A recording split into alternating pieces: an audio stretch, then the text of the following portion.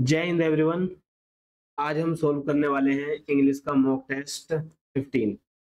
जैसा कि आप सभी को पता होगा कि हम इस चैनल पर आपके लिए एयरफोर्स एक्स और वाई ग्रुप के लिए मॉक टेस्ट लेकर आ रहे हैं, जो बिल्कुल आपके एग्जाम पैटर्न पर बेस्ड है।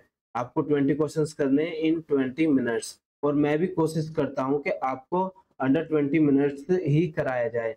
और इसमें टाइम की बाउंडेशन नहीं है, जैसा कि आप सभी को पता होगा कि आप यहाँ टाइम तो बहुत मैनेज कर लोगे आराम से।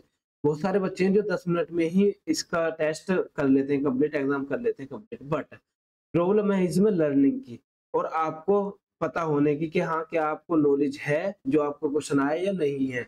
बस सबसे बड़ी टेंशन यही है, जिसमें आपको सबसे ज्यादा ध्यान देना वोकैब पर, फिर आपको ग्रामर पर, और लास्ट में आता है कॉम्प्रिहेंशन। क्योंकि इन तीनों से मिलकर ही आपका एग्जाम बना है, और जिसके मिक्स क्वेश्चन 20 आने वाले हैं। तो वोकैब को याद करने के लिए मैंने क्लास अवेलेबल करा रखी है, आपको ग्रामर की करा रखी है, और कॉम्प्रिहेंशन की मैं अभी आगे लेकर आने वाला हूँ। आपको एटलीस्ट 50 पैसेज मैं टेलीग्राम चैनल पर सेंड कर दूंगा। ये हमारा टेलीग्राम चैनल है, इसे आप ज्वाइन कर सकते हैं। लिंक है हमारे डिस्क्रिप्शन में। और इस चैनल पर यदि नहीं है तो सब्सक्राइब कर लीजिए, ताकि आगे आने वाले जितने भी टेस्ट हैं या फिर क्लासेज हैं वो आपको टाइम टू टाइम मिलते रहे। तो आज हम टेस्ट सोल्व करते हैं, बट इससे पहले मैं बता दूं कि यदि आपको इन टेस्टों के पीडीएफ चाहिए या कोई भी नोटिफिकेशन या अपडेट चाहिए, तो हमारे टेलीग्राम चैनल को ज्वाइन कर सकते हैं। और फिर मैं क्लास के बीच में बताऊंगा कि कैसे आप एयरफोर्स एक्स और वाई ग्रुप के लिए हमारी मेंटरशिप प्रोग्राम से ऐड हो सकते हैं फ्री ऑफ कॉस्ट। तो इसको मैं क्लास के बीच में बता दूंगा। बट अभी फिलहाल हम क्लास स्टार्ट करते हैं। आई होप आपने पिछले टेस्ट भी किए होंगे, तो उनका फीडबैक बहुत अच्छा रहा। आप भी बता सकते हैं कि आपका स्कोर इंक्रीज हो रहा है या नहीं हो रहा, और मैं आपका लेवल इंक्रीज करता जाऊंगा। टेस्ट का भी इंक्रीज करना, क्योंकि तो हमने स्टार्टिंग में लिया आज पैसेज, तो पैसेज पढ़ते हैं। और मैंने पैसेज को करने का तरीका भी बताया था कि कॉम्प्रिहेंशन को कैसे करते हैं। कि पहले आपको गिवन क्वेश्चंस पढ़ लेने हैं, कि गिवन क्वेश्चंस क्या है, सिर्फ रीडिंग लगानी है, और फिर आप पैसेज रीड करोगे, ताकि आपको एक अंडरस्टैंडिंग बिल्ड हो जाए कि अच्छा यहाँ से पूछा गया था क्वेश्चन। तो फर्स्ट क्वेश्चन है हमारा जो इस पैसेज से निकल कर आएगा, the poor people are complaining of. Next second question है, we can achieve the success in life, how do we make life common. And the fourth question is, what type of man can not achieve success in life. तो हमने अब question read कर लिए mainly, अब हम क्या करते हैं, पैसेज रीड करते हैं। और पैसेज भी आपको क्या करना है कि कंप्लीट पैसेज को रीड कर लेना है, और फिर उसके बाद और लास्ट में समरी निकालनी है आपको कि टोटल समरी क्या होगी गिवन पैसेज की। ऐसा नहीं है कि आप लाइन टू लाइन पढ़ते हुए जाएंगे और लाइन टू लाइन समझते हुए जाए, नहीं, ओवरऑल पढ़िए, फिर देखिए कि हाँ ओवरऑल इसकी समरी क्या है। तो मैं रीडिंग लगाता हूँ, बाकी आप अपने उसमें पढ़ सकते हैं पॉज करके। Men who are always grumbling about their poverty, complaining of the difficulties, whining over their troubles, and thinking that their lot in the world as mean and poor, will never get any happiness out of life and or achieve any success.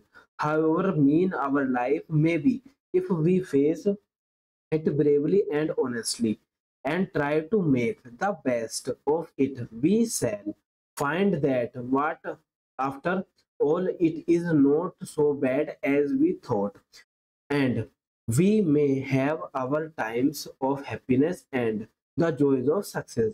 There is nothing common or unclear until we make it by the wrong attitude adopt towards it. तो हमने अब passage read किया। मैं आपको complete summary बताता हूँ कि इसकी समरी क्या है। इसकी समरी है कि मतलब वो लोग जो हमेशा अपनी पॉवर्टी के बारे में ग्रम्बलिंग करते रहते हैं, कंप्लेन करते रहते हैं कि हमारी लाइफ में डिफिकल्टीज हैं, ट्रबल्स हैं, शिकायतें करते रहते हैं, तो वो कभी भी खुश नहीं रह पाते, कभी भी सक्सेस अचीव नहीं कर पाते, क्योंकि वो शिकायतें करते रहते हैं।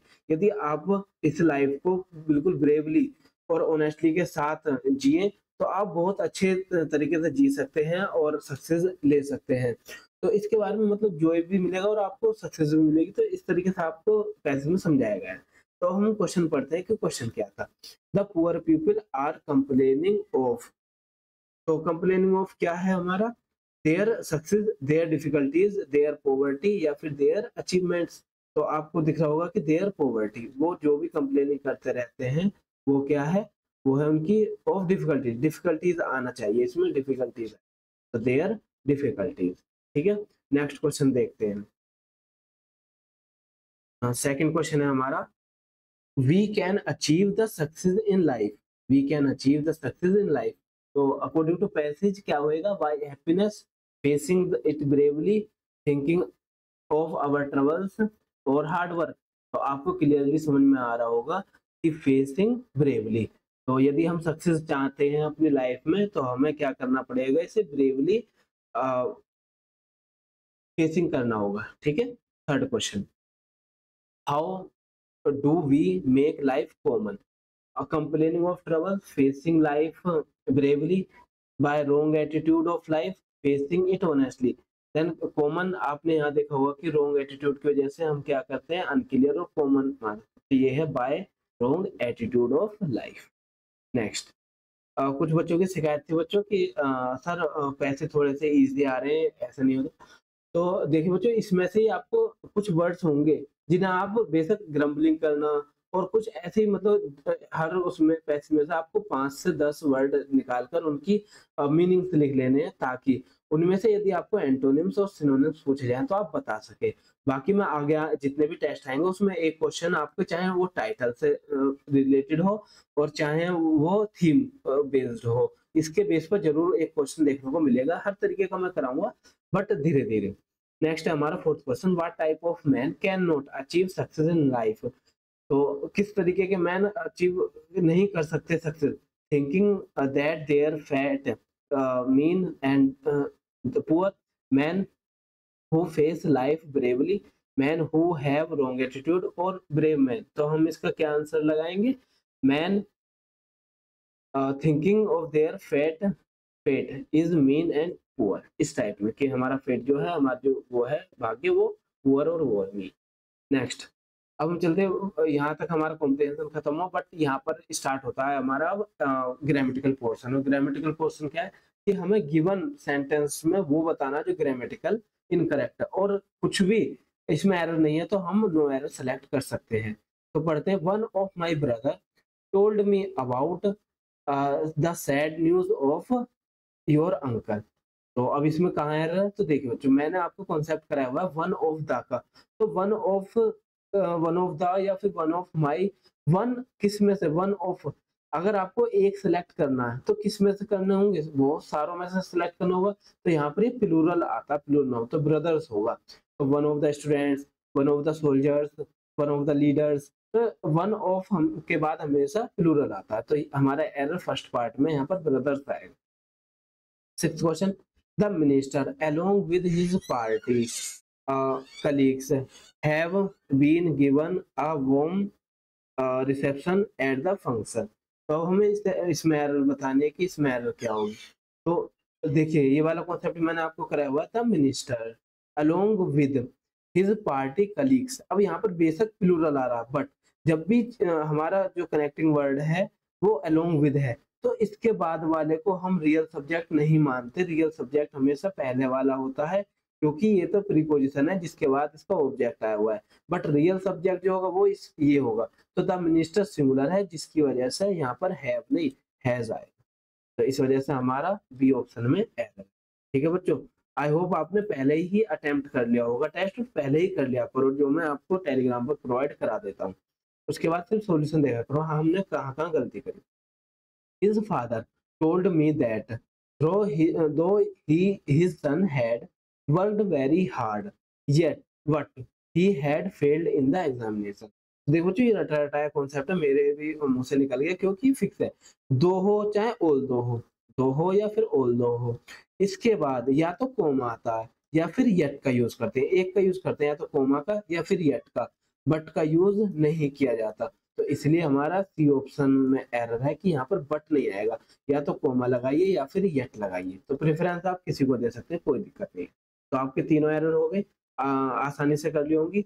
और यदि आपको ये इनमें थोड़ी सी दिक्कत हो रही है तो आप जल्दी से इस चैनल को विजिट कीजिए जिस पर आप वीडियो देख रहे हैं, और ग्रामर के बहुत अच्छे अच्छे क्वेश्चंस और कॉन्सेप्ट प्रोवाइड है कम टाइम में, और आपको एरर बेस्ड भी 111 क्वेश्चंस मिल जाएंगे, जहां आप कंप्लीट जितनी भी एयरफोर्स में एरर आ रही है सब कंप्लीट हो जाएंगे। ठीक है बच्चों, नेक्स्ट चलते हैं हम। Choose the correct form of verb fill in the blanks. अब हमें फिल इन द ब्लैंक्स देखने क्या आएगा। एट्थ क्वेश्चन है, did he dash you about it. अब देखिए यहाँ पर टेल, टेल्स, टोल्ड, टेलिंग। अब आप सभी को पता होगा जब डिड आता है ना, तो सिंपली है, मैंने कितनी बार ये अपनी कॉन्सेप्ट क्लास में बताया था कि डिड के बाद हमेशा वर्ब की फर्स्ट फॉर्म आती है, वर्ब की फर्स्ट फॉर्म, और डिड ना हो तो पास्ट इंडेफिनिट सेकंड फॉर्म आती है। बट डिड के बाद कभी भी सेकंड और थर्ड और आईएनजी नहीं आता, फर्स्ट फॉर्म आती है। तो फर्स्ट फॉर्म क्या है हमारी, टेल। ना टेल्स होगी, ना टोल्ड होगी, ना टेलिंग होगी। तो सही आंसर है हमारा ए ऑप्शन। अपने स्कोर कमेंट बॉक्स में जरूर लिखा करो, ताकि मुझे पता चलता रहे कि आपका स्कोर इंक्रीज हो रहा है या नहीं हो रहा, आप पढ़ाई कर रहे हैं या नहीं कर रहे। नेक्स्ट है हमारा ninth question, we dash bath in the canal in our school days but now we can not get time. अब जब भी बात हमारी पास्ट के हैबिचुअल एक्शन की जाती है ना, तो हैबिचुअल एक्शन के लिए हम यूज टू का यूज करते हैं, यूज टू। और इसके बाद यूज टू के बाद आती है वर्ब की फर्स्ट फॉर्म। तो यहाँ पर टेकिंग नहीं होगा, टेकन नहीं होगा, टुक नहीं होगा, यहाँ होगा यूज टू टेक। ठीक है बच्चों, चलिए choose the suitable preposition fill in the blanks. अब हमें प्रीपोजिशन बताने की क्या आएगी। तो 10th क्वेश्चन है, आई gave him congratulation dash his success. अब हमें बतानी होगी कि एरर क्या होगी इसमें। मींस दैट प्रीपोजिशन हम क्या फिल करेंगे, तो आई गेव हिम कांग्रेचुलेशन। अब congratulation for his success, on his success, to his success, about, बहुत ज्यादा कंफ्यूजिंग है, ना अबाउट आएगा, ना टू आएगा, ना पूरा आएगा, ऑन हिज सक्सेस होता है। ठीक है, तो जिस बच्चे ने इससे अदर ऑप्शन लगाया तो उसके गलत क्वेश्चन में। 11th question, the snake crawls dash its hole. अब इट्स, यहाँ पर इट्स ये वाला नहीं आना चाहिए था, ये इट्स होना चाहिए था। ठीक है, वजह से कोई दिक्कत नहीं है, क्योंकि इसका मतलब होता है इट इज। इसके बेस पर भी एरर आती है, तो आप देख सकते हैं ये टाइपिंग एरर है, इट्स आना चाहिए। तो हम देखेंगे कि द स्नेक क्राउज, अब वो अपने होल की तरफ जा रहा है, तो टू, टुवर्ड्स, और इन नहीं होगा, इनटू होगा, क्योंकि होल में वो एंट्री कर रहा है। तो जब हम गतिशील अवस्था में होते हैं या फिर मूवमेंट हो रहा हो और किसी के अंदर जा रहे हो, तो वो इनटू प्रीपोजिशन यूज होते हैं। Next, choose the Rongli spelled word. अब हमें रोंगली स्पेल्ड वर्ड बताना कि एक ऐसा वर्ड जिसमें स्पेलिंग गलत हो, वो वर्ड सेलेक्ट कीजिए। तो देखिए बच्चों, यहाँ पर आता है हमारा डिलीवर, डिक्लेयर, रिसीव्ड और डिसीव। हमारा डिलीवर भी ठीक है और डिक्लेयर भी ठीक है, रिसीव भी ठीक है, बट हमारी एरर है डिसीव में। तो डिसीव की सही स्पेलिंग होती है DECEIVE, deceive. Next question, 13 question है हमारा, choose the correct change of narration. और हमें नरेशन बतानी है, डायरेक्ट दिया होगा तो इनडायरेक्ट बताना आपको, इनडायरेक्ट दिया होगा तो आपको डायरेक्ट बताना। तो यहाँ पर इनडायरेक्ट है, Indu said to me comma noted comma, are you going to Delhi today. अब देखिए, जब क्वेश्चन आपसे पूछा जाए और यहाँ पास्ट हो, तो वहां पर हम यूज करते हैं आस्क्ड। तो टोल्ड नहीं होगा, टोल्ड नहीं होगा, तो दो हो सकते हैं, B and C. If I was going to Delhi today या दैट डे, तो टूडे का हमेशा पास्ट में क्या चेंज हो जाता है, दैट डे। तो हमारा सी ऑप्शन बिल्कुल सही होगा। आई होप आपका भी सही हो। और नरेशन, यदि आपको दिक्कत करती है नरेशन और एक्टिव पैसिव, तो हमारी टॉप 100 सीरीज है, जिसमें मैंने आपको दोनों ही चैप्टर के टॉप 100 क्वेश्चंस करा रखे हैं। मैं डिस्क्रिप्शन में लिंक दे दूँ, आप वहां से कर लेना या इस चैनल पर विजिट कर लेना, बहुत अच्छे आपको कंटेंट मिल जाएगा इंग्लिश का। Choose the correct voice, voice change करने के, हाँ करेक्ट वॉइस क्या होगी, इसकी पैसिव को पैसिव को एक्टिव को पैसिव में, या फिर पैसिव को एक्टिव में चेंज करना। देखिए, the administrator will give you a cheque. अब विल है तो विल का क्या हो जाता है, विल बी, विल बी। तो यहाँ पर देखिए सेल भी नहीं होगा, क्योंकि द चेक है, यदि आई और बी होते तो सेल भी चल जाता, वोज नहीं होगा, वुड नहीं होगा। तो हमारा सी ऑप्शन सही है, a check will be given to the to you by the administrator. Next question है हमारा, choose the correct one word substitution. अब हमें वन वर्ड सब्स्टिट्यूशन करने, जो मैं इस क्लास पर ऑलरेडी 300 प्लस आपको करा चुका हूँ। ठीक है, नेक्स्ट हम क्वेश्चन देखते हैं 15 question. A huge fire for celebration, flash, bonfire, Lohri और फायर क्रैकर। तो हम a huge fire for celebration का मतलब आ जाता है बोनफायर। बोनफायर का मतलब होता है कि एक ह्यूज फायर के साथ सेलिब्रेशन करना, ठीक है। Next, which best express the meaning of idioms. तो इडियम फ्रेज का सही बेस्ट एक्सप्रेशन क्या होगा? To take to hurt. तो हमारे पास क्वेश्चन है 16, टू टेक टू हर्ट का सही मीनिंग या सही इडियम क्या होगा? तो सही मीनिंग होगा टू फील समथिंग डीपली। कुछ चीज को डीपली ले जाना, डीपली समझना, दिल पर लगा लेना टाइप में होता है, ठीक है। अब नेक्स्ट क्वेश्चन है हमारा, choose the correct similar of the word. अब हमें सिमिलर वर्ड बताना है, वो है जैसे सिनोनिम्स। अब सिनोनिम्स देखना है कि सिनोनिम्स क्या होगा इस गिवन वर्ड का। कैपेसिटी, कैपेसिटी का मतलब होता है एबिलिटी। एबिलिटी भी एक हो सकता है और किसी को अचीव करने की पावर, बट हमारे ऑप्शन में बिल्कुल बहुत नजदीक ऑप्शन दे रखे हैं, जैसे ability, physical power, energy, power to achieve. तो यहाँ पर हमारा मोस्ट सुटेबल वर्ड होगा, वो होगा D option, power to achieve. Next question 18th question. 18th question है हमारा रिडीम। रिडीम का मतलब होता है टू रिकवर, किसी से प्राप्त करना, ठीक है। तो यहाँ पर जो सिनोनिम होगा रिकवर होगा। रेज आप जानते हो उठाना, एक्सटेंड बढ़ाना, फुलफिल किसी की पूर्ति करना। तो यहाँ पर सही आंसर होगा रिकवर, ठीक है बच्चों। तो आपको सिनोनिम एंटोनिम्स प्रोवाइड करा रखे हैं, आप डायरेक्ट याद कीजिए। और यहाँ पर गलती होने के सबसे ज्यादा चांस वो कैम में होते हैं, जहाँ पर बच्चों की वो कैम में मिस्टेक होती है और नंबर डिक्रीज होकर, मार्क्स डिक्रीज होकर उनके सिर्फ 13 और 10 के आसपास रह जाते हैं, और कुछ बच्चों के 10 से भी लेस रह जाते हैं, जहाँ वो तो फिर उनका एग्जाम निकलना थोड़ा सा ट्रिकी हो जाता है, मुश्किल हो जाता है। वाई ग्रुप में है तो और ज्यादा। तो 19th क्वेश्चन पहले हम देख लेते हैं कि choose the correct opposite of the word. Word का अपोजिट जानना।